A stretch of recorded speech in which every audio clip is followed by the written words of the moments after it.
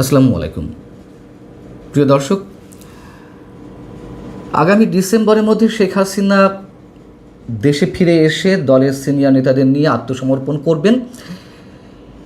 এই ঘোষণার মধ্য দিয়ে তার ফিরে আসাটা কতটুকু নিশ্চিত, নিশ্চয়ই সেই বিষয়ে আমরা অনেকেই দ্বিধাদ্বন্দ্বে রয়েছি। একমাত্র শেখ হাসিনাই ভালো করে জানেন যে তিনি ফিরবেন কিনা সত্যি সত্যি। কিন্তু তার এই এক ঘোষণাতেই এর মধ্যে অনেকে ভয়ে আতঙ্কে তার ফিরে আসাটা ঠেকাতে আন্তর্জাতিক পর্যায়ে কাজ শুরু করে দিয়েছে। তার স্পষ্ট নমুনা আমরা খুঁজে পাই আন্তর্জাতিক গণমাধ্যম আল জাজিরাতে। তিনি নতুন করে রয়টার্সকে দেওয়া সাক্ষাৎকারে বলেছেন যে ডিসেম্বরের মধ্যে ফিরে আসবেন, তাকে হত্যা করা হলেও। সেটিকে কেন্দ্র করে আন্তর্জাতিক বিভিন্ন গণমাধ্যম আবার রয়টার্সের রেফারেন্স দিয়ে তারা নিজেদের মতো করে রিপোর্ট করেছে। আল জাজিরাও রিপোর্ট করেছে। আল জাজিরা রিপোর্টে কী বলা হচ্ছে একটু খেয়াল করে দেখুন। এখানে বলা হচ্ছে যে শেখ হাসিনার ফিরে আসাটা বাংলাদেশের রাজনীতিকে স্থিতিশীল করার প্রচেষ্টায় বড় ধরনের ধাক্কা দিতে পারে। উল্লেখ্য, 2024 সালে তার ক্রমবর্ধমান স্বৈরাচারী শাসনের বিরুদ্ধে এক গণঅভ্যুত্থান হয়েছিল। ছাত্র নেতৃত্বাধীন সেই আন্দোলন দমনে চালানো প্রাণঘাতী দমনপীড়ন ব্যর্থ হওয়ার পর তিনি দেশ থেকে পালিয়ে যান। শেখ হাসিনা এর আগে ভারতের প্রভাবশালী গণমাধ্যম এনডিটিভিকে সাক্ষাৎকার দিয়েছিলেন। সেখানে তিনি বলেছিলেন ডিসেম্বরের মধ্যে যে কোনো সময় তিনি ফিরে আসবেন। আর রয়টার্সকে তিনি স্পষ্ট করে বলেছেন ডিসেম্বরের মধ্যেই ফিরবেন এবং তার দলের সিনিয়র নেতাদের নিয়ে আত্মসমর্পণ করবেন। এনডিটিভির ওই সাক্ষাৎকারের রিপোর্টটিও আন্তর্জাতিক বিভিন্ন গণমাধ্যম, গালফ নিউজ, রয়টার্স, জাপানের নিক্কেই এশিয়া, পাকিস্তানের ডন, আরও অনেক গণমাধ্যমও তারা রিপোর্ট করেছিল, এবারও করেছে। কিন্তু কোনো মিডিয়ায় আল জাজিরা যে ধরনের মন্তব্য করলো আর কোথাও আসেনি এ ধরনের মন্তব্য। মানে রাজনীতিকে স্থিতিশীল করার যে প্রচেষ্টা বাংলাদেশে শুরু হয়েছে সেটিতে ধাক্কা লাগবে। তার মানে আল জাজিরা কি বলতে চাইছে? শেখ হাসিনার বিচার করার প্রয়োজন নেই, শেখ হাসিনার দেশে আসার প্রয়োজন নেই। আমরা তো সবাই চাই যে শেখ হাসিনা যদি অপরাধী হয়ে থাকেন তার বিচারটি হোক, তিনি মামলা সরাসরি ফেস করুন। সরকারি পর্যায় থেকেও সেটি বলা হচ্ছে, এবং সেই বলার মধ্যে ডেপথ কতটুকু, গভীরতা কতটুকু, সেটি নিয়েও তো প্রশ্ন উঠেছে। এখন আল জাজিরার এই বক্তব্য নিয়ে কেন খণ্ডন করার চেষ্টা করছে বিষয়টা, যে আন্তর্জাতিকভাবে তার ফিরে আসা ঠেকানোর জন্য একটা প্রচেষ্টা এর মধ্যে শুরু হয়েছে। একটু খেয়াল করুন, সেটা হচ্ছে যে আল জাজিরা যদি শেখ হাসিনার ঘোষণা সম্পর্কে কোনো বিশ্লেষকের মন্তব্য নিয়ে সেটিকে কোট করত তাদের নিউজের মধ্যে, সেটি গ্রহণযোগ্য ছিল। যে নিউজের মধ্যে তো অনেকেরই ছোট করে মন্তব্য নেওয়া হয়, সেটি তো নয়। অথবা আল জাজিরার এই বিষয়টি সেটিতে প্রকাশিত কোনো মন্তব্য প্রতিবেদন হতো বা কলাম হতো, আর্টিকেল হতো, ধরে নিতে পারতাম যে এটি কারোর ব্যক্তিগত প্রতিক্রিয়া, ব্যক্তিগত বিশ্লেষণ। কিন্তু তা তো নয়। আপনারা এই নিউজটি রয়টার্সের বরাত দিয়ে Al Jazeera condemned ex prime minister Hasina plans December return to Bangladesh শিরোনামে যে লেখাটি প্রকাশ করেছে, খেয়াল করে দেখুন। এটি নিউজ, সরাসরি নিউজ। সরাসরি কোনো প্রতিষ্ঠানের নিউজের মধ্যে এ ধরনের বক্তব্য যদি আসে অবশ্যই সেটি আমাদের ধরে নিতে হবে এটি তাদের প্রাতিষ্ঠানিক বক্তব্য। অর্থাৎ এক্ষেত্রে আল জাজিরা তাদের যে চিন্তাধারা, তাদের যেই বক্তব্য সেটি প্রকাশ করেছে। তাহলে কেন করলো? একটা উদাহরণ দিই। আপনাদের নিশ্চয় মনে আছে কাতার ভিত্তিক আন্তর্জাতিক এই গণমাধ্যমটি আল জাজিরা, তারা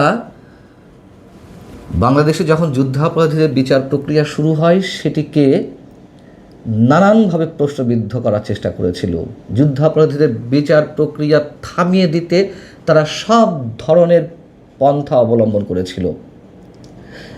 এটা সত্য কথা, যুদ্ধাপরাধীদের বিচার প্রক্রিয়ায় কিছু কিছু প্রশ্ন অভিজ্ঞ মহল থেকে উঠেছে, কিন্তু তারা কিন্তু বিচার প্রক্রিয়া একেবারে থামিয়ে দিতে বলেনি।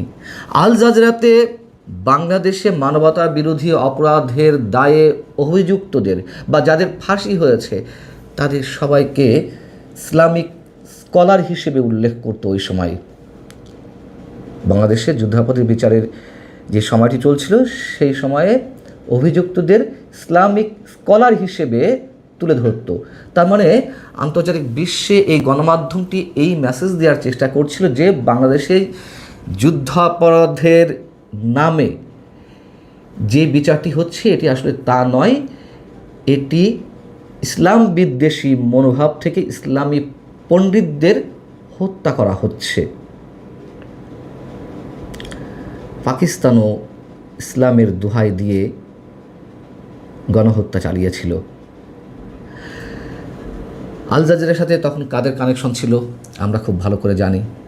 তবে আল জাজিরা আবার শেখ হাসিনা ফিরে আসার ঘোষণা নিয়ে যে রিপোর্টটি করেছে রয়টার্সের বরাতে, সেখানে আবার বলছে শেখ হাসিনার ফিরে আসাটা ভারতের সাথে সম্পর্ক উন্নয়নে সহায়তা করতে পারে, যা তাকে আশ্রয় দেওয়ার সিদ্ধান্তের কারণে কিছুটা টানাপোড়েনের মুখে পড়েছিল বাংলাদেশের সাথে। একথাও স্বীকার করছে যে একাধিক মেয়াদে শেখ হাসিনার 20 বছরের শাসনকাল, একাধিক মেয়াদের আসলে তো 15.5 বছর ছিল, যাও বলা হচ্ছে যে একাধিক মেয়াদে শেখ হাসিনার 20 বছরের শাসনকাল বাংলাদেশের অর্থনীতিতে আমূল পরিবর্তন এনেছে। এর ফলে লাখ লাখ মানুষ দারিদ্র সীমা থেকে বেরিয়ে এসেছে এবং দেশটি তৈরি পোশাক রপ্তানিতে বিশ্ব দরবারে এক শক্তিশালী অবস্থানে উন্নীত হয়েছে। অবকাঠামো ও উন্নয়নের ক্ষেত্রে তার যুগান্তকারী অর্জনগুলো একনায়কতন্ত্রের দিকে দ্রুত ধাবিত হওয়া, রাজনৈতিক ভিন্নমতকে পরিকল্পিতভাবে দমন এবং কারচুপির নির্বাচনের মতো বিষয়গুলোর আড়ালে ঢাকা পড়ে গেছে। একথা সত্য, শেখ হাসিনার 15.5 বছরের শাসন আমলে বাংলাদেশের যে অভূতপূর্ব উন্নয়ন ঘটেছে তার অনেক কিছুই ওই সরকারেরই নানান ধরনের বিতর্কিত কর্মকাণ্ড, নানান ধরনের অপকর্মের কারণে তার অনেক কিছুই ম্লান হয়ে গিয়েছিল আমাদের অনেকের কাছেই, সত্য কথা। আল জাজিরা আবার তার রিপোর্টে সরকারের বক্তব্য, বাংলাদেশ সরকারের একটি বক্তব্যকে তুলে ধরেছে আওয়ামী লীগের রাজনীতিকে কেন্দ্র করে।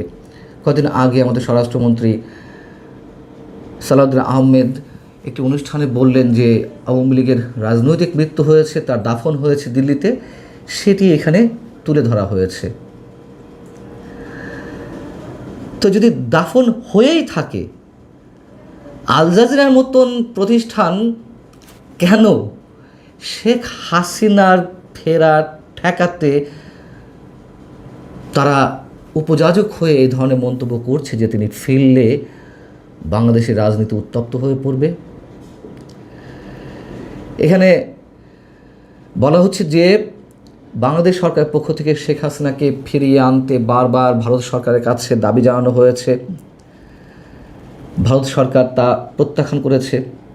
তো ভারত সরকার প্রত্যাখ্যান করেছে বা মৌন রয়েছে, এটিও সত্য কথা, কিন্তু শেখ হাসিনা তো ফিরতে চাইছেন। তো শেখ হাসিনা যদি ফিরতে চান আর সরকারও যদি নিজ থেকে ভারত সরকারের কাছে বারবার তাকে ফেরত চেয়ে থাকে, তাহলে আল জাজিরাকে তার ফেরা ঠেকাতে কেন শুরুতে এই ধরনের মন্তব্য করছে? বাস্তবতা হচ্ছে যুদ্ধাপরাধের বিচারের যে এক্সাম্পলটি আপনাদের সামনে তুলে ধরলাম আল জাজিরার ক্ষেত্রে, সেটিকে কেন্দ্র করে আমরা জানি যে আন্তর্জাতিক এই গণমাধ্যমটির সাথে বাংলাদেশে জামায়াতে ইসলামীর একটি ঘনিষ্ঠ যোগাযোগ রয়েছে বা তারা লবিস্ট হিসেবে আল জাজিরাকে ব্যবহার করেছে। ঠিক এখনও আল জাজিরা সেই কাজটি করছে জামাত বা এনসিপির পক্ষ হয়ে, এটি আমার ধারণা।